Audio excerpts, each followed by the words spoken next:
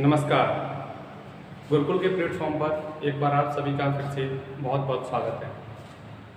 इस वीडियो में आज हम दिल्ली पुलिस के प्रीवियस ईयर मैथ्स के क्वेश्चंस करेंगे। तो ज़्यादा विलंब न करते हुए चलिए क्वेश्चंस को शुरुआत करते हैं। इस प्रश्न में बोला गया है एक व्यक्ति 3990 किलोमीटर की दूरी को आंशिक रूप से विमान द्वारा, आंशिक रूप से जल मार्ग से और शेष भूमि मार्ग से तय करता है। जल मार्ग, भूमि मार्ग और विमान से जो समय लगा है उसका अनुपात 1:16:2 है और गति का जो अनुपात है वो है 20:1:3 है। यदि कुल औसत गति 42 किलोमीटर प्रति घंटा है तो जलमार्ग द्वारा तय की गई दूरी बताइए। अब देखिए यहाँ पर ये अनुपात दे रखा है, ये किसका अनुपात दे रखा है? समय का। समय का अनुपात कितना है? 1:16:2 और जो ये गति का जो अनुपात दे रखा है वो कितना है? वो है 20:1:3। ठीक है। समय का गुणा अगर गति से कर दें तो दूरी निकल कर आती है। तो यहाँ पर जो दूरी निकल के आएगी वो आएगी 20, यहाँ पर जो दूरी निकल के आएगी वो आएगी 16 और यहाँ पर जो दूरी निकल के आएगी वो आएगी कितनी? 6। ठीक है। तो टोटल दूरी जो ट्रेवल की वो कितनी की? 20, 16 और 6 कितने हो गए? 22 यानी 42। टोटल दूरी कितनी ट्रेवल की? 42। यहाँ पर जो अनुपात में आएगी वैल्यू, टोटल दूरी ट्रेवल की 42, लेकिन यहाँ पर जितनी टोटल दूरी ट्रेवल की है 3990 है। तो हम ये कह सकते हैं 42 की वैल्यू कितनी है? 3990 किलोमीटर। ठीक है। तो जल मार्ग द्वारा तय की गई दूरी का मान बताइए। जल मार्ग से कौन सी दूरी है? यहाँ पर जल मार्ग विमान दूसरी वाली यानी 16 की वैल्यू आपको बतानी है। तो 16 की वैल्यू हम कैसे निकालेंगे? देखिए 3990 में क्या करेंगे? 16 का गुणा करेंगे और 42 का भाग देंगे। ठीक है। ठीक है। तो 7 से एक बार काट के देखते हैं। 7 छक्के 42, 7 पर 35 और कितने बचेंगे? 4, 7 7 49 और ये 0। 6 से फिर एक बार काटेंगे, इसको 2 से काटते हैं 3 बार, इसको 2 से काटते हैं 8 बार, 3 से इसको काट देंगे, 3 एकम 3, 3 27, 190 गुणा क्या करना है? 8 का मल्टीप्लाई करेंगे तो 8 नाम 72 हासिल कितनी लगेगी? 7, 8 और 7 15, 1520 किलोमीटर की दूरी इसने किससे तय की है? 1520 किलोमीटर की दूरी पूछी है। तो जल मार्ग से कितनी दूरी तय की है? एक सेकेंड। जल मार्ग से कितनी दूरी तय की है? तो जल मार्ग से 16 और 16 की वैल्यू कितनी निकल कर आई है मेरी? 1500। जल मार्ग से कितनी दूरी निकल कर आई है? 1520। तो हमारा आंसर क्या सही होगा? यहाँ पर सी 1520। तो अनुपात की मदद से बहुत सारे प्रश्न बड़ी इजी तरीके से हो जाते हैं। चलिए नेक्स्ट क्वेश्चन की ओर बढ़ते हैं। इस प्रश्न में बोला गया है एक परीक्षा में औसत अंक 50 पाए गए। कंप्यूटर की त्रुटि के कारण 100 अभ्यर्थियों में से प्रत्येक के अंक 90 से घटाकर 60 करने हैं, जिससे कि औसत अंक घटकर 45 हो जाए। परीक्षा में भाग लेने वाले अभ्यर्थियों की कुल संख्या बताइए। औसत का कोई प्रश्न हो तो मैंने आपको पिछली भी वीडियो में फॉर्मूला बताया था कि कभी भी औसत का सवाल आ जाए तो हमें पता होता है कि औसत का गुणा अगर हम संख्या से कर देते हैं तो हमें जोड़ पता चल जाता है, यानी योग पता चल जाता है, संख्याओं का योग कितना होगा। इसी फॉर्मूले से हम लगभग 80 से 90% औसत के प्रश्न आराम से कर सकते हैं। चलिए अब देखिए इस प्रश्न में क्या बोला गया है कि कुछ विद्यार्थियों का औसत अंक 50 पाया गया। तो विद्यार्थी की संख्या पता नहीं है लेकिन औसत कितना पाया गया? 50। तो टोटल योग अंकों का यही रहा होगा। लेकिन हुआ क्या कि उनमें से 100 विद्यार्थी थे जिनके प्रत्येक के 90 अंक से घटकर कितने रह गए? 60 रह गए। इसका मतलब 100 विद्यार्थियों के प्रत्येक के अंक कितने कम हो गए? 90 से घटकर 60 रह गए। तो प्रत्येक के अंक 30 कम हो गए। तो हम ये कह सकते हैं कि 100 विद्यार्थियों के प्रत्येक के अंक 30 कम हो गए, यानी कितने अंक कम हो गए। ठीक है। तो जो नया जोड़ बनेगा, अंकों का योग जो रह जाएगा वो x विद्यार्थी टोटल थे और नया औसत कितना रह गया बताना? 45 नया औसत रह गया। तो अब जोड़ उतना आना चाहिए। इसको सॉल्व करेंगे तो ये होगा यहाँ पर 50x माइनस 3000 और बराबर 45x। 45x जब इधर आएगा तो माइनस हो जाएगा 50x में से, यहाँ 5x बचेगा और बराबर में कितना बचेगा बताना, 3000 उधर जाके प्लस का हो जाएगा। 5 से हम इस 30 को कैंसिल करेंगे 6 बार, x की वैल्यू कितनी आएगी बताना 600। और x हमने क्या माना था शुरू में, अभ्यर्थियों की संख्या मानी थी जो कितनी आ रही है यहाँ पर 600। मैं अपना ऑप्शन ए लगा कर आऊँगा 600।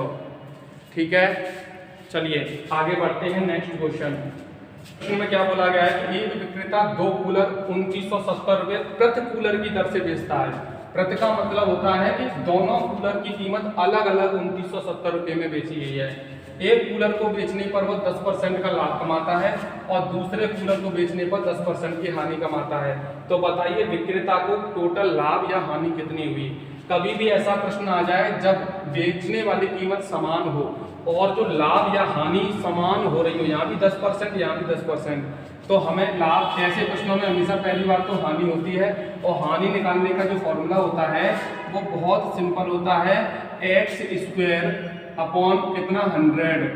ये x क्या है, ये लाभ और हानि है, क्योंकि दोनों समान है तो x इंटू एक्स x² हो जाते हैं। तो पहली क्या हुई यहाँ पर 10% का लाभ, फिर 10% की हानि, दोनों का मल्टीप्लाई करेंगे, स्क्वायर इसीलिए होता है यहाँ पर। तो आंसर कितना आएगा यहाँ पर, ये 100 से ये 100 कैंसिल हो जाएगा, तो मेरी हानि आएगी कितनी, 1। कितनी आएगी, 1। और किस में आएगी बताना, परसेंट में।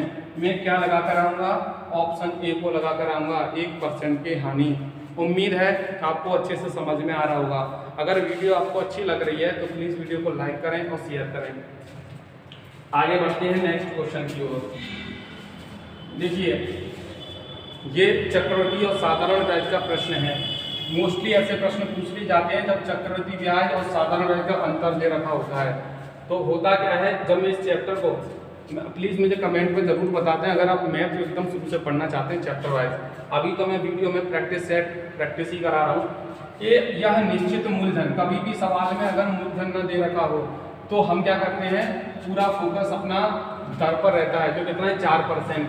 हम इस 4% को फ्रैक्शन में बदलेंगे और फ्रैक्शन वैल्यू 4% की होती है 1/25। कभी भी सवाल में अगर मूलधन नहीं दे रखा है तो इस नीचे वाली वैल्यू से हम मूलधन निकाल लेते हैं। या कितनी वर्ष की बात हुई है, 3 वर्ष की, तो 25 का क्या करेंगे, क्यूब करेंगे। तो 25 का क्यूब करने पर कितना आएगा, 3 बार मल्टीप्लाई करेंगे तो आंसर आएगा 15,625। और इसी को हम मूलधन मानकर ब्याज निकालेंगे। कितनी साल की, 3 साल की। ठीक है, तो चलिए निकालते हैं। दर क्या रहेगी, दर हमारी वही रहेगी 1/25। तो पहले हम इसका पहली साल की जब ब्याज निकालेंगे तो इस रुपए का 1/25 करेंगे तो कितना आएगा, 625 आएगा। ठीक है, अब दूसरी साल की जब ब्याज निकालेंगे तो इसका भी 1/25 होगा और इसका भी, क्योंकि चक्रवृद्धि ब्याज निकाल रहे हैं। तो इसका करेंगे तो 625 तो आएगा ही, और इसका करेंगे तो केवल 25 आएगा। ठीक है, अब जब हम 1/25 तीसरी साल की ब्याज, यानी दर वही रहेगी और हमें ब्याज निकालनी है तीसरी साल की, तो इस पर भी ब्याज लगेगी, जो लगेगी 625। और इस पर कितनी लगेगी, 25।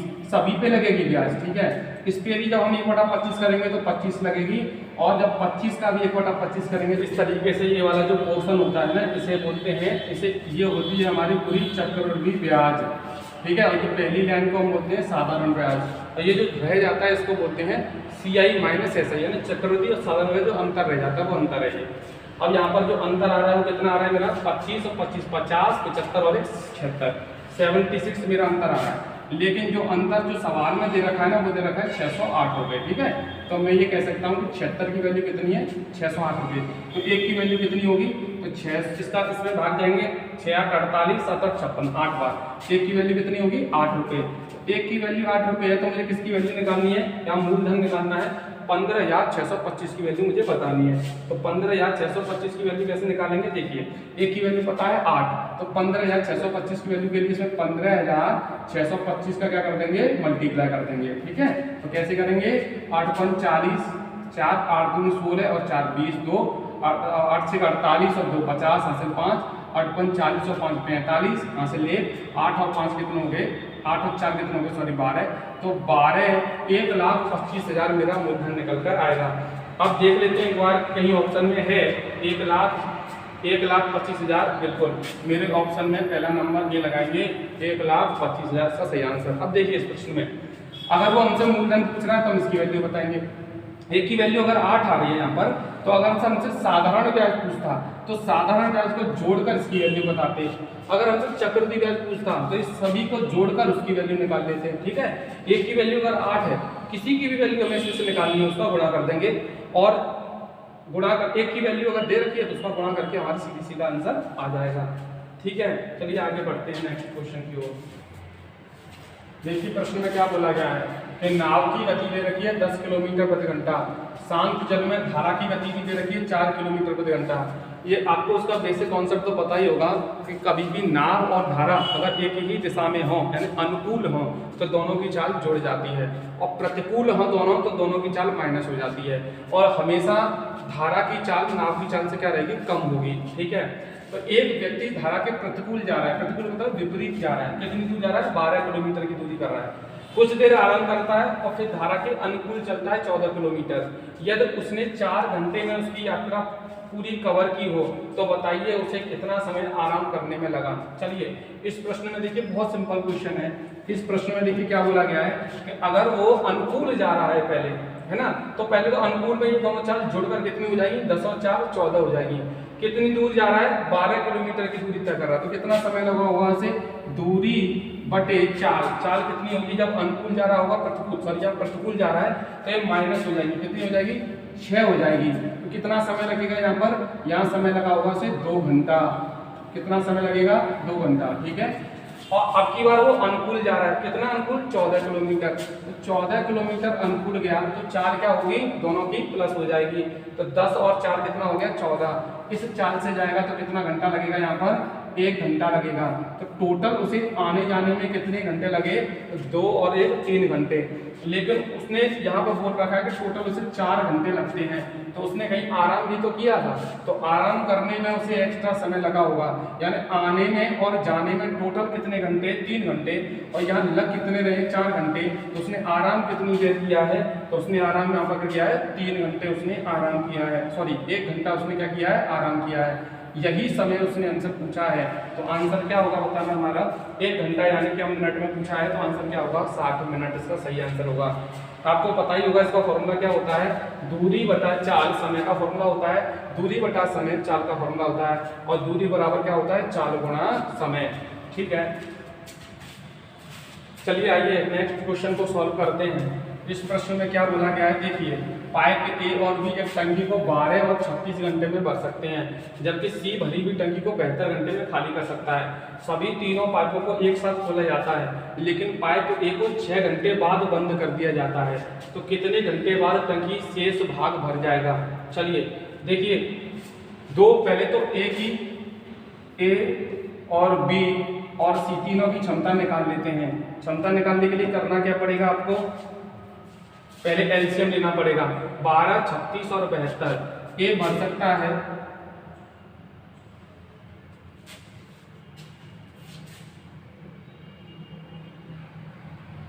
ए भर सकता है यहाँ पर 12 घंटे में, बी भर सकता है 36 घंटे में, और सी से खाली कर सकता है 72 घंटे में। तो हम ये कह सकते हैं कि एलसीएम लेके पूरा काम कितना आएगा हमारा, 72, और तीनों की क्षमता कितनी आएगी, 12, 6, 72। ये 1 घंटे में 6 बढ़ेगा, ये 1 घंटे में कितना बढ़ेगा, 2, और ये 1 घंटे में खाली कितना करेगा बताना, 1। ठीक है, सवाल को पढ़ते हैं, और सवाल में क्या बोला है, पहले सवाल में बोला है कि सभी तीनों पाइपों को एक साथ खोला जाता है। अब कॉमन सेंस वाली बात है, ये 1 घंटे में 6 बनेगा, 1 घंटे में 2 बनेगा, तो दोनों अगर एक साथ चल रहे हैं तो 1 घंटे में 8 बनेगा, लेकिन ये भी तो चल रहा है ना सी, ये घंटे में खाली भी तो करेगा 1। तो इस हिसाब से हम अगर तीनों को मिलाकर खोलेंगे तो भरा तो 1 घंटे में कितना जाएगा, 6, लेकिन ये 1 घंटे में खाली भी तो करेगा ना 1, तो 1 घंटे में कितना भरा जाएगा, 7 भरा जाएगा, 7। ठीक है, तो अब ये चले कितनी देर तक, ए को 6 घंटे बाद बंद कर दिया गया, ए को अगर 6 घंटे बाद बंद कर दिया जाता है। एक बात बताइए, 6 घंटे तक तो ये तीनों चले ही हैं, अब 6 घंटे तक तीनों अगर चले हैं तो क्या होगा, इसमें देखना इधर एक बार देखिए, तो 1 घंटे में कितना भरा जा रहा है, तो 1 घंटे में भरा जाता है 7। 1 घंटे में कितना काम होता है, 7, तो 6 घंटे में कितना काम हुआ होगा, 7 × 42, कितना हुआ होगा 42। अगर 72 पूरा काम था और इसमें से 42 काम हो चुका है तो कितना काम बचा 30। अब शेष टंकी को कितना समय लगेगा भरने में, क्योंकि पाइप ये तो बंद हो चुका है। अब कौन कौन से पाइप चल रहे हैं, बी और सी। ये 2 भरता है 1 घंटे में, ये खाली भी कर देता है, तो 1 घंटे में 1 ही भरा जा रहा है। तो 30 को भरने में 1 की क्षमता से कितना घंटा लगेंगे, 30 घंटे और लगेंगे। तो यही पूछा है प्रश्न में, कितना समय और लगेगा। तो आंसर क्या लगा कर आओगे, बी। शेष टंकी को भरने में भी 30 घंटे और लगेंगे।